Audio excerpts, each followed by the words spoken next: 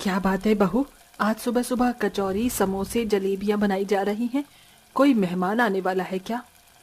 माँ जी आज संडे है और ये घर पर हैं, इसलिए आज उनके मनपसंद का नाश्ता बना रही हूँ। आज तो सुमित बहुत खुश हो जाएगा। सुमन बड़े प्यार से अपने पति सुमित के लिए उसका मनपसंद नाश्ता तैयार करती है और सीधा कमरे में ले जाती है। ये लीजिए, आज मैंने आपका मनपसंद नाश्ता बनाया है, खाकर बताइए कैसा बना है। अभी बताता हूँ। सुमित सुमन के हाथ से खाने की ट्रे लेता है और उसे जमीन पर फेंक देता है। ये आपने क्या किया? इस तरह खाने का कोई अपमान करता है? तुमने सोचा कैसे कि मैं तुम्हारे इन काले हाथों का बना हुआ खाना खाऊंगा? मुझे तुम्हारी शक्ल से नफरत है, समझी? अब दफा हो जाओ अपनी ये काली शक्ल लेकर। अपने पति सुमित की बात सुन सुमन रोते हुए नीचे आ जाती है, जिसे शशिकला देख लेती है। क्या हुआ सुमन बहू, तू रो क्यों रही है? तू तो सुमित का मनपसंद नाश्ता लेकर गई थी ना, क्या हुआ? माँ जी। सुमन शशिकला को सारी बात बताती है। बस अब बहुत हुआ। आखिरकार तू कब तक सुमित की बदतमीजी सहेगी? आज मैं उसे छोड़ूंगी नहीं। रुक जाइए माँ जी, आपको मेरी कसम, दरअसल गलती उनकी नहीं मेरी है।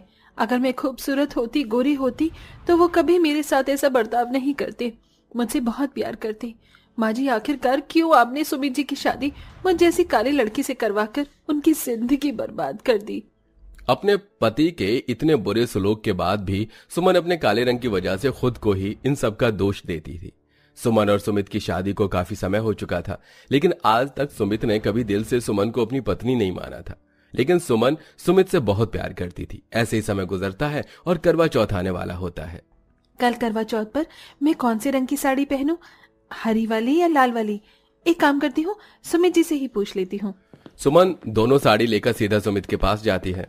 सुनिए जी, कल करवा चौथ है, मैं कल कौन से रंग की साड़ी पहनूं, ये लाल वाली या ये हरी वाली? जो भी पहनोगी, लगना तो तुझे काली चुड़ैली है ना। हर बार की तरह सुमन सुमित को कोई जवाब नहीं देती और रोते हुए कमरे से बाहर आ जाती है। ऐसे ही रात गुजरती है और करवा चौथ का दिन शुरू हो जाता है। अपने पति की इतनी बदसलूकी के बाद भी सुमन सुमित के लिए करवा चौथ का व्रत रखती है और सभी सुहागनों की तरह तैयार होकर करवा माता से अपने पति की लंबी उम्र के लिए प्रार्थना करती है। ऐसे ही रात हो जाती है। सुमन हाथों में करवा चौथ की थाली लिए अपनी सास के साथ छत पर खड़ी होकर सुमित का काफी देर से इंतजार कर रही होती है। सुमित कहाँ रह गया? अब तक तो इसे आ जाना चाहिए था। माँ जी आज संडे है ना, हो सकता है रास्ते में बहुत ट्रैफिक हो, हम थोड़ी देर और इंतजार कर लेते हैं। सुमन शशिकला के साथ खड़े खड़े छत पर ही सुमित का इंतजार कर रही होती है कि तभी सुमित एक गोरी सुंदर लड़की के साथ उसका हाथ पकड़े छत पर आता है, जिसे देख शशिकला। सुमित, ये तेरे साथ लड़की कौन है और तूने इसका हाथ क्यों पकड़ा हुआ है?